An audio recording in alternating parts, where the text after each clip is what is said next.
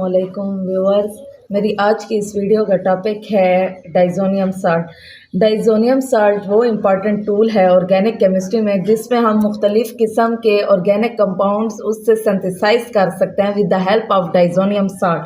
डाइज़ोनियम salt में for example हम लोग जो ऑर्गेनिक कंपाउंड सिंथेसाइज कर सकते हैं उसमें फ़िनोल आ जाता है, अल्कोहल आ जाता है, एराइल डेरिवेटिव्स यानी कि बेंजीन के मुख्तलिफ़ किस्म के डेरिवेटिव्स हम लोग उसमें से निकाल सकते हैं। एजोडाइज, ये मुख्तलिफ़ किस्म के जो डाइज होते हैं, कलर्स वगैरह, वो भी डाइज़ोनियम साल्ट की मदद से हम लोग आसानी से सिंथेसाइज कर सकते हैं। डाइज़ोनियम साल्ट को हम लोग जो रिप्रेजेंट करते हैं वो या AR या अल्काइल ग्रुप N2 रिप्रेजेंट डाइज़ोनियम को करता है, और X हेलोजेंस भी हो सकता है, मे बी HOSO4 भी हो सकता है, या ब्रोमो टेट्राफ्लोराइड भी हो सकता है। ज़रूरी नहीं है कि खाली हेलोजेंस हो। अराइल AR एराइल ग्रुप को रिप्रेजेंट करता है, एराइल बेंजीन का है, इस वजह से C6H5 को हम लोग बेंजीन लिख सकते हैं। अब इनकी नेमिंग की बात की जाए तो C6H5 यानी कि बेंजीन N2 डाइज़ोनियम को रिप्रेजेंट करता है। क्लोरीन है तो क्लोराइड लग जाएगा एंड पर। इसी तरह यहाँ पर बेंजीन डाइज़ोनियम हाइड्रोजन सल्फेट HSO4 हाइड्रोसल्फेट को रिप्रेजेंट करता है। यहाँ पर हाइड्रोजन को अलहदा और सल्फेट को अलहदा से रिप्रेजेंट करेंगे। इसी तरह C6H5N2BF4 रिप्रेजेंट करता है बेंजीन डाइज़ोनियम टेट्रा, 4 फ्लोरीन है तो इसे टेट्रा फ्लोरो और बोरेट, यानी कि बोरान की जगह बोरेट लगा दिया है।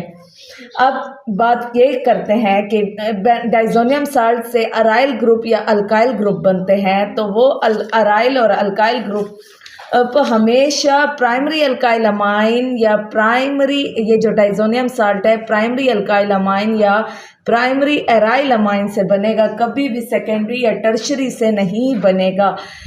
बात अब अल्काइल अमाइन जो है वो इतना स्टेबल नहीं होता रूम टेम्परेचर पर जिस तरह से एराइल अमाइन ज़्यादा स्टेबल होता है। वो एराइल अमाइन इस वजह से ज़्यादा स्टेबल होता है लो टेम्परेचर पर भी, क्योंकि उससे हम लोग रेजोनेंस के ज़रिए से स्टेबल कर रहे होते हैं।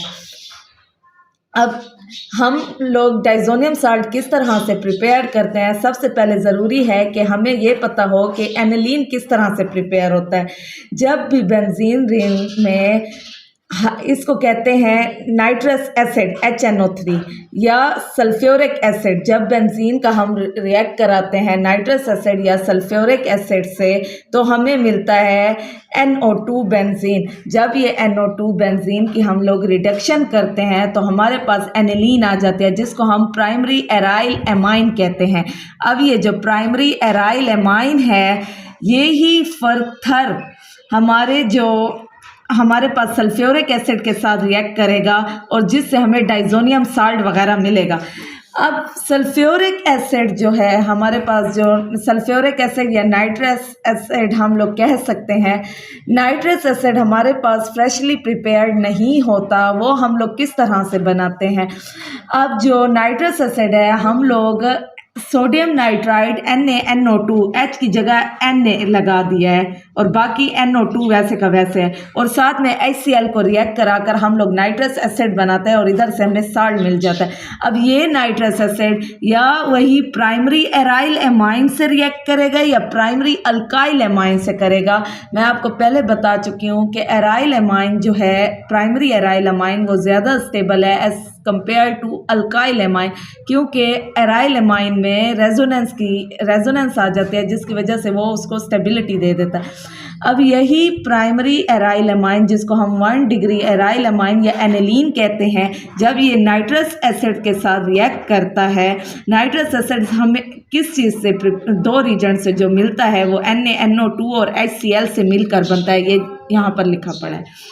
अब हम जो डिग्री 273 to 278 जो डिग्री हम लोग उनको टेम्परेचर प्रोवाइड करते हैं, तो उससे हमारे पास जो बेंजीन रिंग है वो N2 और क्लोराइड उसके ऊपर आ जाए। N2 डाइज़ोनियम को रिप्रेजेंट करता है, क्लोरीन यानी हेलोजेंस ग्रुप को रिप्रेजेंट कर, इसका हम नाम देंगे बेंजीन डाइज़ोनियम क्लोराइड, यानी कि ये हमारे पास एक डाइज़ोनियम साल्ट की तरह से मिल गया है। और इसी प्रोसेस को हम डाइजोटाइजेशन कहते हैं, क्योंकि इसमें हमारे पास डाइजोनियम बन रहा होता है। इसी तरह अगर बात करें अगर अल्काइल एमाइन की, अल्काइल एमाइन इसी तरह नाइट्रस एसिड में के साथ रिएक्ट करेगा। नाइट्रस एसिड हम दो चीज़ों से मिलकर बना है, NaNO2 से और HCl से। जब ये नाइट्रस एसिड इन दोनों से रिएक्ट करेगा तो हमारे पास अल्काइल डाइजोनियम क्लोराइड बनेगा। अल्काइल के साथ और एराइल के साथ डाइजोनियम का बनना मस्ट है। अगर मेरी आज की वीडियो अच्छी लगी हो तो इसे लाइक और सब्सक्राइब करना ना भूलिएगा। Thank you so much.